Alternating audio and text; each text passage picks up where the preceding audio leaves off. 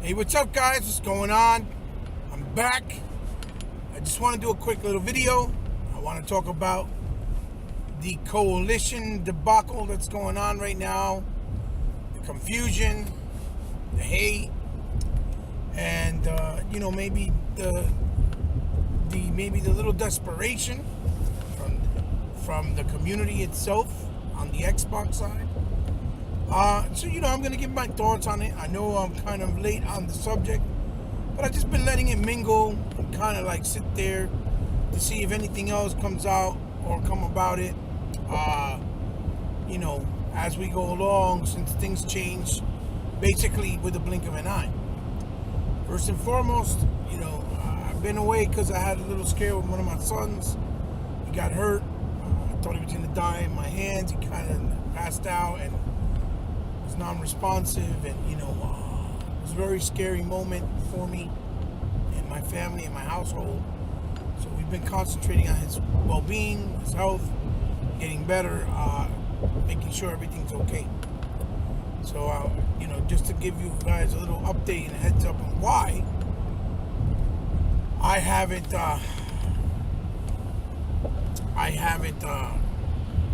really been around as much. Just give me 1 second. Okay, I'm back, guys. Sorry for the little pause. As you can see, I'm driving. It's snowing and raining. It's here today where I am. So like I was saying, basically, I want to give my thoughts on the coalition. Where can I start? Basically, the first thing I want people to remember, and I don't know why, is that people tend to forget these things. Microsoft, once they gave the promotion to Phil Spencer, that he came in the helm, one of the first things that he made sure he went and did was he went to Epic Games and told them, listen, we're going to do a new.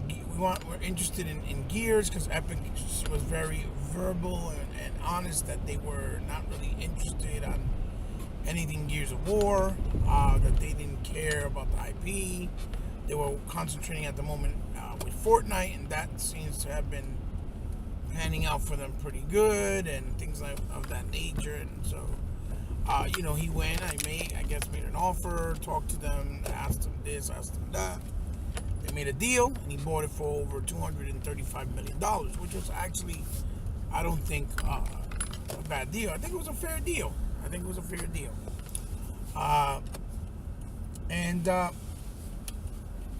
Basically, he made the deal with with them, and then went to once they had, the deal set in stone, or cemented, if you will. He talked to the people at Black Tusk Studios, which was one of their studios, right at the time, existing studios, that was working on the game Shanghai Heist. And if you guys remember, when he did this, he had gotten in touch with Rob Ferguson. Rob Ferguson had made tweets and talked about and some posts talking about how he's coming back to Microsoft and gonna work with them to be head of the Black Tusk Studios, to do a new Gears of War. And they were very verbal. He explained that when he did that, he had asked them at Black Tusk Studios if they wanted to continue to work on Shanghai Heist, or if they wanted to work on Gears of War.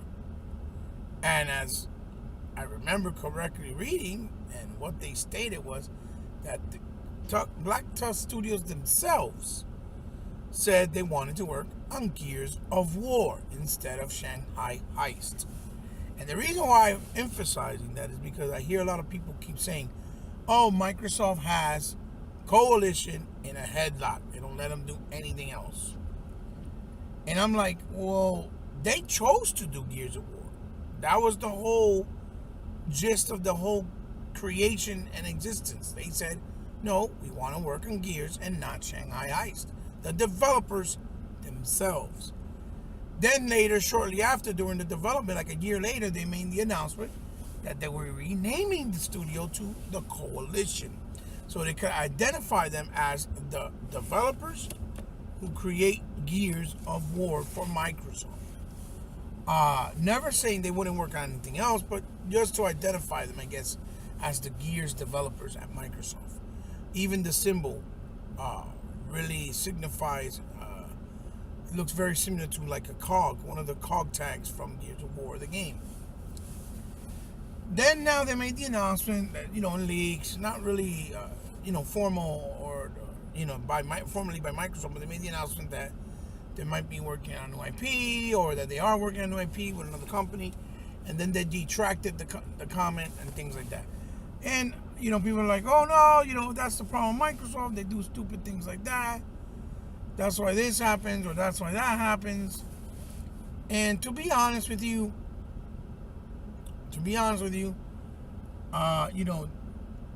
that's one of the reasons in which why I get upset, because everybody, give me a second.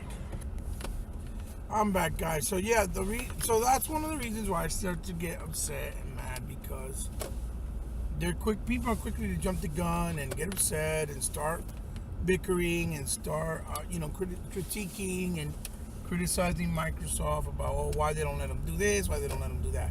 To be honest with you, Microsoft doesn't have the perception and the free pass, obviously, as we all know, that Nintendo and Sony has in the gaming medium or gaming space, right, in media and in gaming as a whole. So when they do these things, they have to be very concise and precise about what they do and how they do it.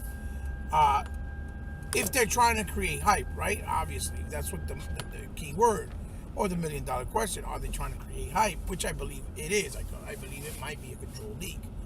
But my true honest opinion and feeling about it is, I believe that perhaps what's going on is that they, want to fake out the fans and make them think, oh no, they're not doing anything, to create, the element of surprise. So when they're ready to announce it, whether it's at E3, before E3, or at Gamescom, wherever the announcement is scheduled to be made, that the people would get caught off guard, us people being the fans, and get hyped up and, and celebrate the moment and be happy. Because that's one of the things that we've lost, is this generation, and since last generation kind of started, that social media just doesn't let you have anything as a surprise. Everything is told to you, they keep talking, and then when so many things get out, by the time you get to find out, cemented and prove 100% what it is, there's not really no hype, because we already knew about it. It's like, oh yeah, I heard about that, I knew about that. So I kind of feel like, it makes sense, because they did it with the backwards compat. I mean, they probably done another occasion, but they did backwards compat. Remember, with the OG and the 360. First they said, oh well, listen, we're going to not bring this is too difficult, it's impossible for us to achieve this, it's too much work, it's very difficult because of the different architectures and the hardware. And boom, sure enough, they did do it. Right here, they did do it, and they brought it, and then we were like, oh crap, and it caught us off guard. That's why it was so awesome and it was so amazing, and we all got happy and hyped and psyched about the situation. So, honestly, I think that's a good thing, and if it is a surprise. But I think they're basically throwing a curveball at us. So, to be honest with you, I think the best thing for us to all do at this point is just keep calm, not get ahead of ourselves, give them the benefit of the doubt, and just go with the flow, see what happens. Because to be honest, it's better in the long run for us in general, for gaming and as fans, because this way, when they do say something and show it, we're really going to be hyped about it. We're really going to be excited about it. And and then we won't feel like, oh, okay, so that it really is true. Do I think it could be a new IP? Maybe it's possible. Or could it be an existing IP? Absolutely. I don't think it really matters. I think if they do a new IP or an existing IP that hasn't been done in quite some time and brought back fresh, feeling new and amazing and breathtaking, kind of like what they did with Killer Instincts, or not kind of exactly how they did with Killer Instincts, I think it's a given. I think it would be fantastic. I think it would be wonderful for them to do this. And I think, people would receive it very well, especially in the Xbox community. So, yeah, that's what I'm thinking, guys. That's my thoughts on that situation. Don't get ahead of yourself. I think everything's going to be fine, or at least we will be surprised unexpectedly. And I think there's just a lot of things Microsoft is brewing behind closed doors right now, because they brought out the console, and like Phil says, now we're going to concentrate on the games. Aaron Greenberg has done a couple of tweets alluding to this as well, and other little hints here and there. And I just think that because of, as gamers, it's hard for us to just be patient and soak up everything that's going on, and we want everything really fast, and we don't want to wait. So it feels like really hard or long for us. But remember, today it's January 2018 already, and before we know, in a blink of an eye, E3 is already there, because it's in June. And those 6 months come by fast. So I'm pretty sure we're gonna hear a lot more leaks, and I'm pretty sure we're gonna hear a lot more what ifs or maybes. And I do believe they're controlled leaks to create hype, especially because Microsoft knows they have to, impress now that they brought the console out, to try to compete, because the perception is that they haven't really done anything exclusive, in the whole year of 2017, even though they did, but there were smaller projects, obviously, with the exception of Forza 7.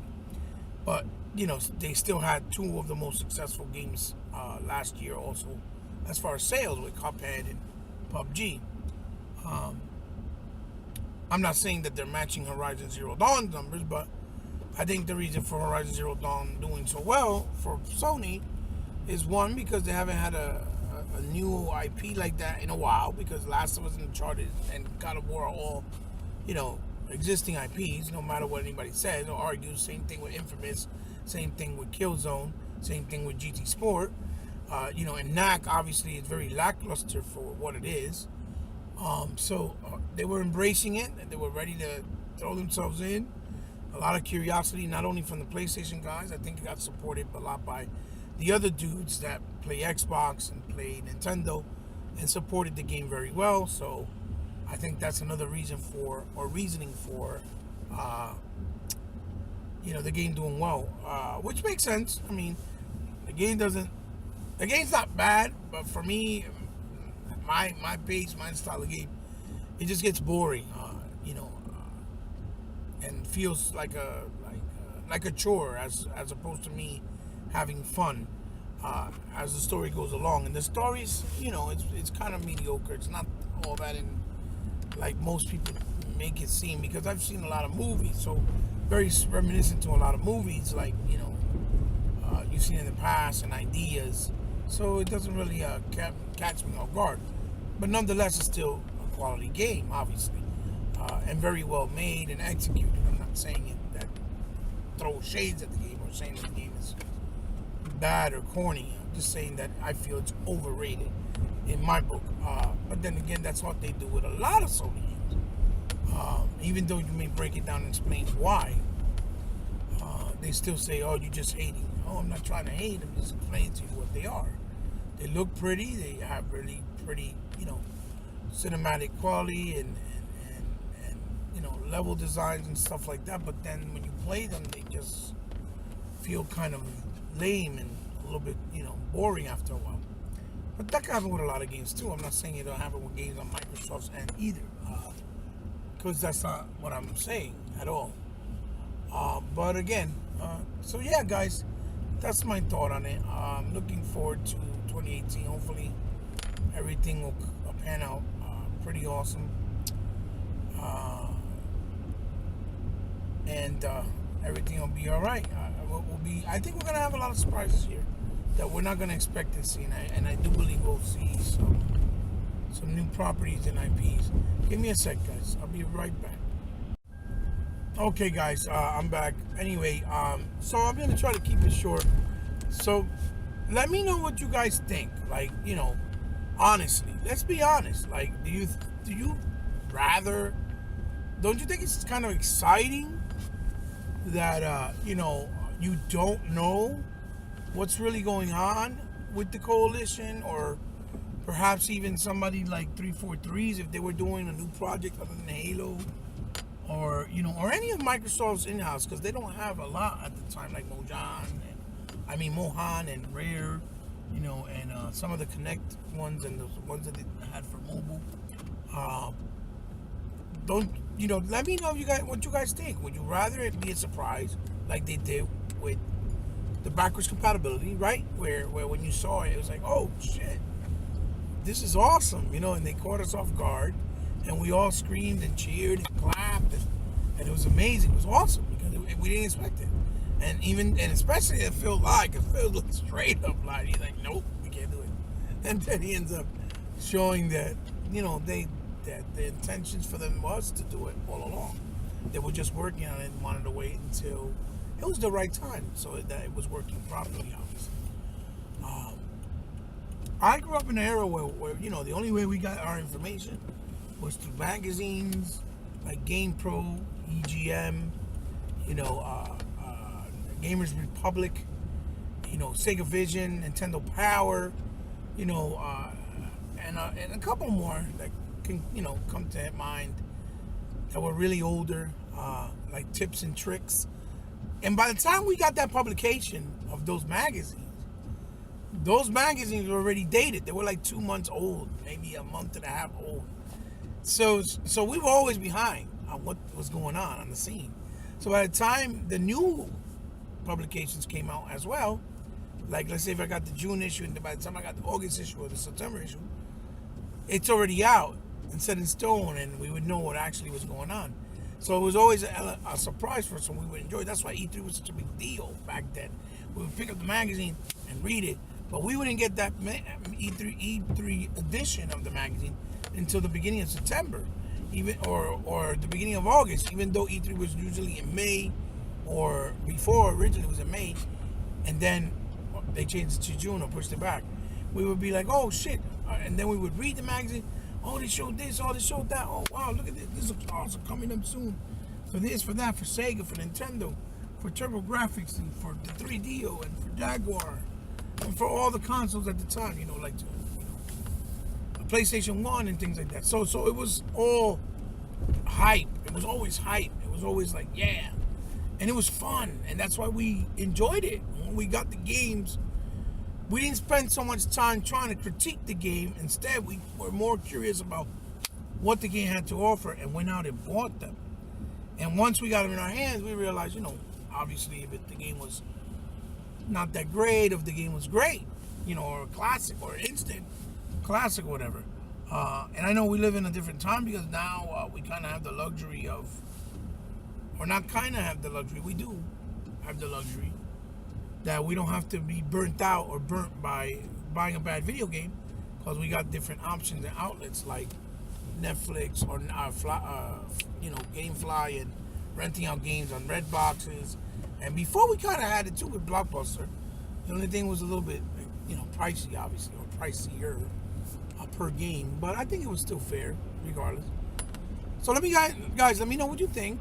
If you think that you're with me, that you prefer it to be a surprise, and if you don't, because you feel like they should let us know so that we can start getting hype and wonder what it might be, you let me know also. I mean, I don't think it's a big deal. I think like everything Xbox, every year or every time, people always make it a bigger thing than what it actually is, because it's Microsoft, because it's Xbox, as opposed to when it's Sony. It's like when they're ready to tell us, they'll tell us. They take their time. Sony gives their developers the time for creative freedom, you know, and make it out to seem like Microsoft doesn't do it with any of their developers. So, you know, to be real and realistic, the coalition just came to be. It was just made like 3 years ago when they started to work on Gears. They're fairly fresh. They were Black Tusk Studios, but they were just created as Black Tusk Studios 2 years prior or before, when they started doing the project in the game Shanghai Heist, or Shanghai, which they showed that small CG trailer to give you an idea of what it was supposed to be. It was supposed to be something like in the vein of Splinter Cell, but Microsoft's own version, an espionage kind of action game, in the vein of like Uncharted and Splinter Cell mixed together, like Conviction, because Conviction was more like a high-speed cinematic style, but with that Splinter Cell elements of stealthiness and how you approach certain things. You know, again, thanks for the support. Like, comment, share, and subscribe if you want to. You know, if you guys do, I greatly appreciate it, because I know none of you has to. But if you do, you become part of my family. And, you know, just let me know what you guys think in the comment. I'll try to answer if I can. It's very hard because, you know, for me, because I got a lot of things that I do on a daily. Instead of spending all my time just always on my comment section, commenting back, or on social network. Even though on Twitter, I got a fucking deal with a bunch of stalkers every time. They stay there for 2-3 days and don't leave you alone. So I usually tend to answer them when I'm driving, because I just record it, boom, press record, answer, and send. So it's kind of easy. I mean, it's kind of entertaining, but it just gets annoying when they keep on. 4 days later, they come back with the same topic, and then they don't let it go. You know, it is what it is. I gave you my opinion, my thoughts. I try to give my facts the best that I could. If you agree with them or not, that's irrelevant. That's a you problem, not a me problem. You're not going to change my ideas, my perception of my own person, because that's who I am. I'm not going to get convinced because you say this is the hotness right now, because this is getting all the great critics, because Metacritics give it great scores. That's its facts. The facts is exactly what it is. That means it's fantastic. No, bullshit. You know how many fucking games in the past got bad scores, like Kane and Lynch 1 and 2, which actually were really good games and did things that were never done in other games, okay? Or even The Punisher for the OG and the PS2, they gave it a 3, okay? And the game was awesome. It was a fucking great action game. No, I don't listen to nobody. I'm a gamer. I listen to my own personal experience, okay? And that's a fact. That's how I feel about it. And I protect myself how? By either waiting till the game's on sale, if I feel it's not that great, or renting it and see how it is. And then I find out. If I like it, I buy. If I don't, well, I'll wait on it. But if I feel a game's going to be fantastic, boom, I'll go out and buy it day one, because I like supporting my hobby and my culture and of gaming, obviously, and developers too, because I know, you know, it's the only way they can survive in this industry. It's very expensive, and that's the whole reasoning behind the loot crates and all this other stuff they do separately with DLC, because they can actually make the money and the profits and put them in their pocket, as opposed to having to pay percentages and revenues with other people, like GameStop, or having to ship out, or putting it in a box, pay for shelf space and things like that, etc., etc. You guys get the picture and the gist of it.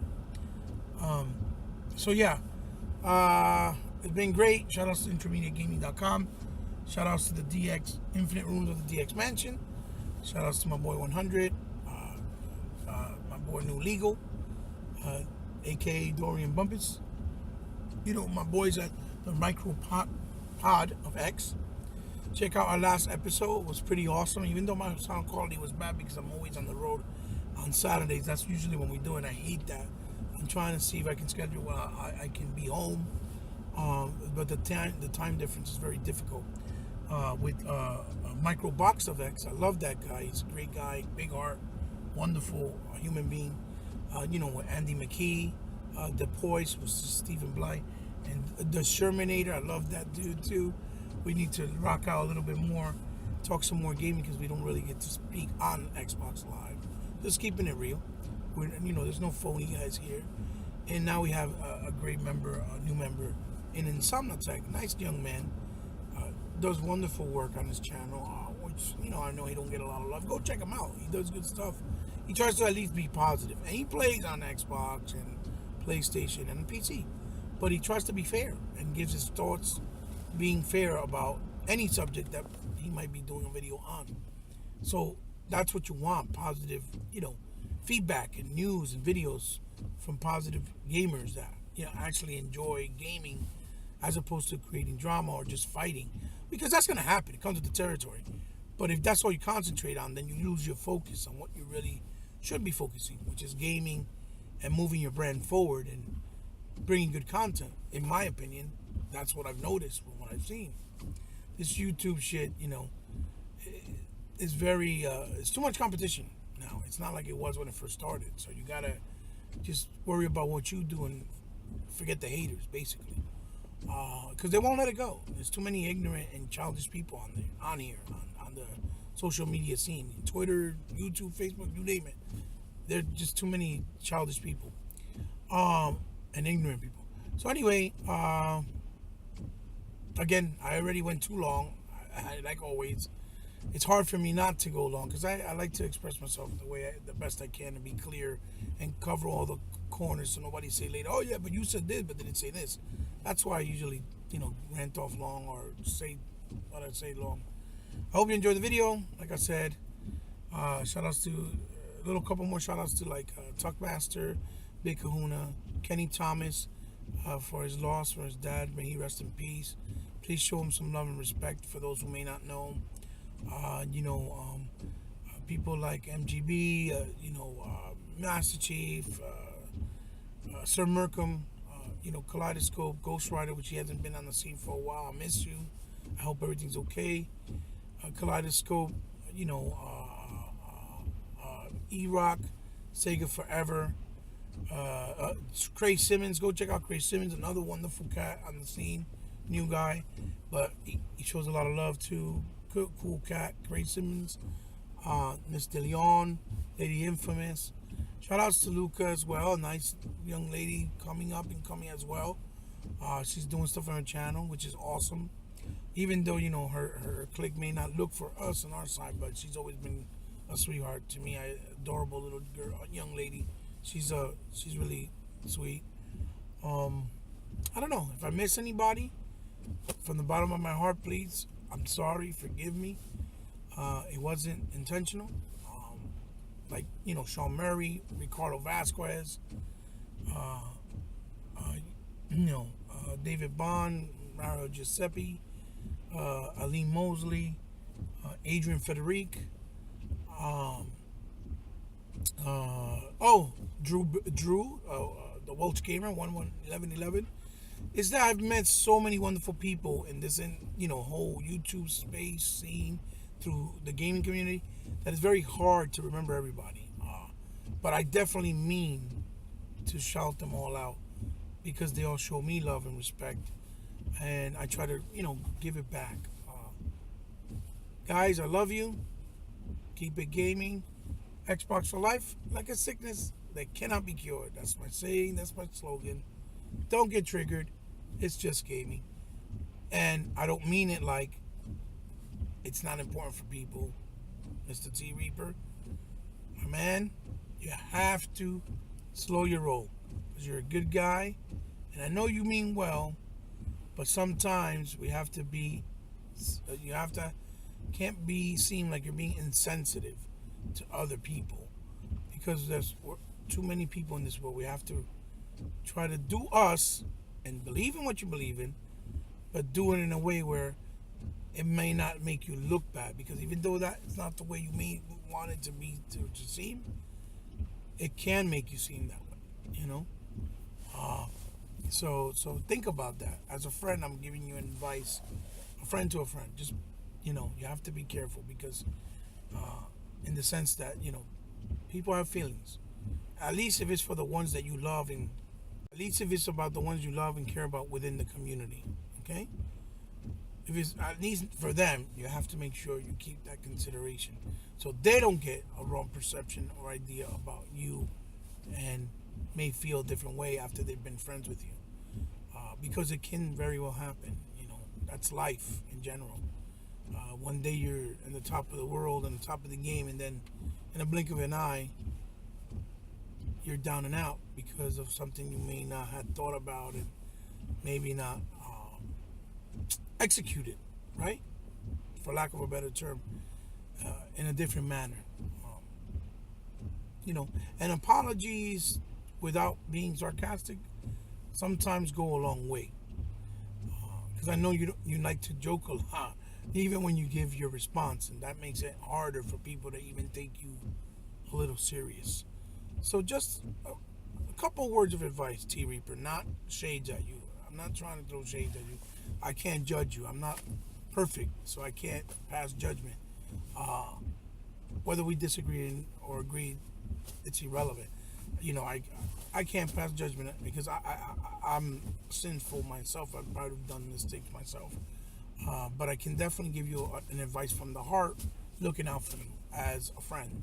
You know. Yeah, guys. See you soon.